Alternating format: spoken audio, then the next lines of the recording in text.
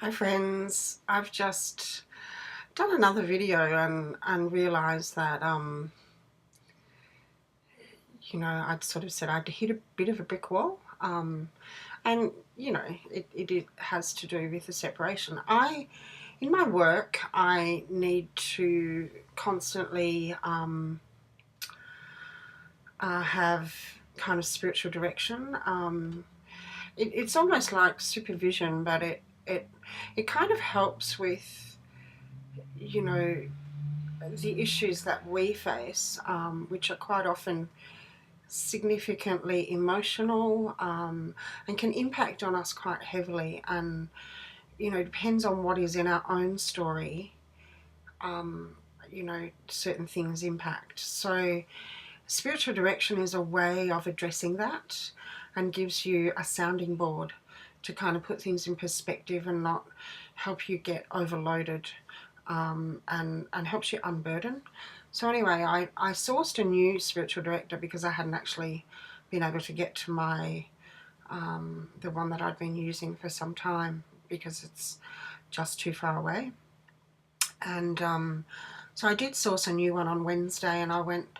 It's about half an hour to get to him, and it's a beautiful drive. I'll take you on it one day. And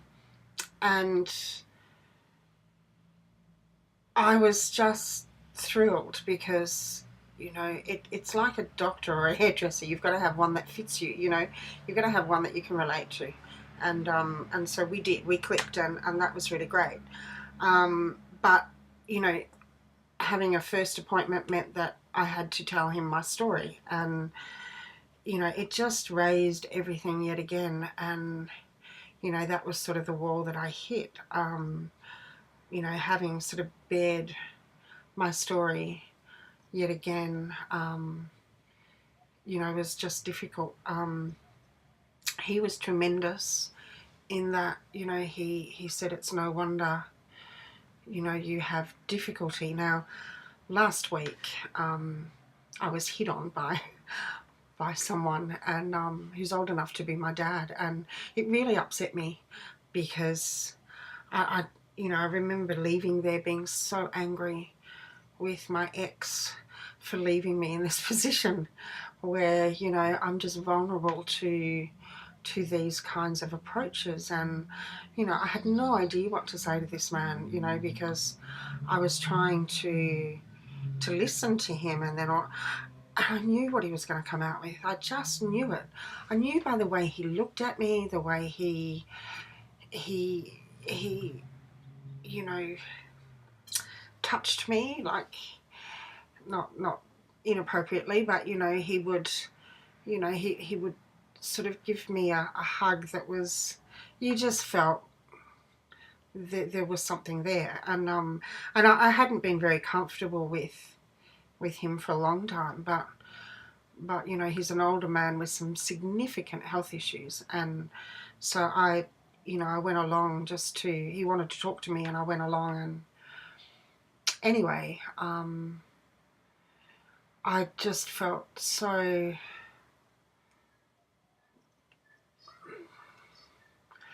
I didn't feel pity for him, but I understood his loneliness. That's what scared me. I understood his loneliness at having to face this on his own, and he needed somebody to to accompany him on that journey. And as his priest, I have to in some ways, but how I do that, I don't know now.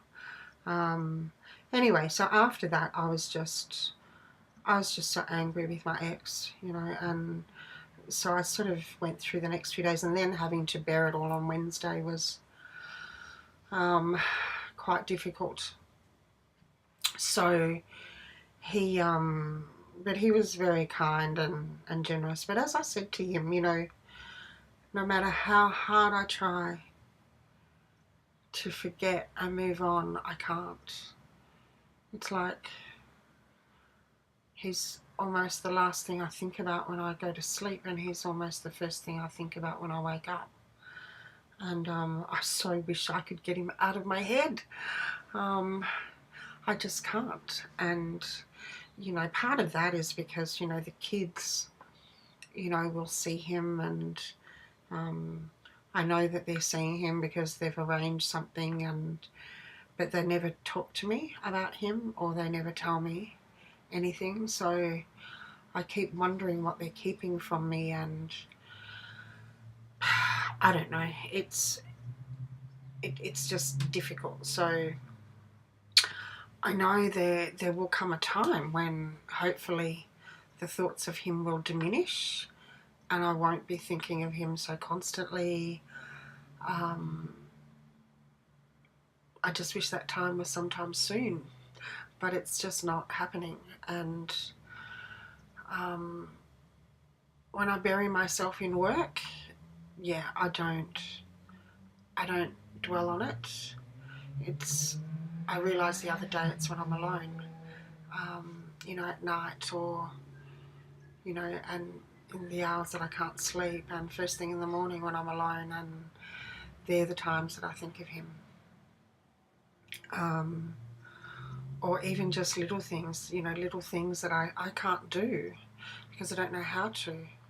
Um, or I have to arrange a tradesman to do something, and, you know, I just, yeah. But there's also, you know, this anger toward her. You know, it's an intense anger that I can't shake either. I think, you know, for me, I put myself out for her. I was there for her. I was trying to help her. And this is how she repaid that, you know, by turning my husband against me and giving him some insight into, you know, a miserable life that he was leading, and that he'd be happy with her. So, and I'm preparing a couple for marriage at the moment, and this will be my first wedding that I've done since my breakup. So it will be interesting because you know, I take them through marriage preparation, so it, you know, highlights all the issues that one faces in a relationship, you know, with communication and you know, finances and family of origin, and, you know, a whole host of things. They're probably the main ones that will influence a couple, you know, how they were parented, and so therefore they have some, you know, inbuilt ideas about how they might like to parent, and it may not be in line with the other one. So, you know, there's a whole host of things that, you know, I take a wedding couple through just to highlight, you know, some of the things that may, you know, present in their relationship, and what to do about that when it does, if there's tension. So, you know, there's a little bit of, you know, conflict management or anger management, and, you know, exercises to do that, you know, will help along those lines. And, you know, it's really funny that as I was preparing for the first session and going through my material, and I was thinking back to, you know, the weddings that I did while my marriage had started to suffer, and I knew exactly where the problems were, and I was powerless to do anything, because he would almost sense that, or he felt an inadequacy, and he sensed that I was, you know, far more knowledgeable about these things, so he just wouldn't enter into any kind of dialogue or anything. He'd say, "Oh, stop playing the counsellor with me," and you know, even when I wasn't. So, you know, it's interesting that, yeah, I'm heading into this first wedding, and, you know, I've just been hit upon, and you know, seen my spiritual director and unburdened my recent history of separation, and how that's affected my work and my faith. But but it ended quite well, and I'm fine. It's, you know, like I said, I just hit a bit of a wall and I needed to step back, breathe, and take some time out for myself, and you know, gather some more strength, because I've got a really hectic few days ahead. I have heading down to Geelong for a show tonight, and a friend is in one of the leads. Then tomorrow I'm on the other side of Melbourne at a seminar. Then Sunday I have my 3 morning services, and then I've got Blessing of the Animals in the afternoon, aka Vicar of Dibley. I do that every year and love it to bits. Monday is my day off, but I will have to work on a funeral that I'm doing on Tuesday, which is one of my parishioners, and that's been really horrendous as well. So it's always hard when you have to do a funeral of someone that you know, you've known well, got to know well. So, but I do like doing them. So, and I think I'm reasonably good at them. So, yeah. So that's my update about my separation blues, because that's kind of what I've ended up having. So thanks for listening, and yeah, I'll catch you next time. Bye for now.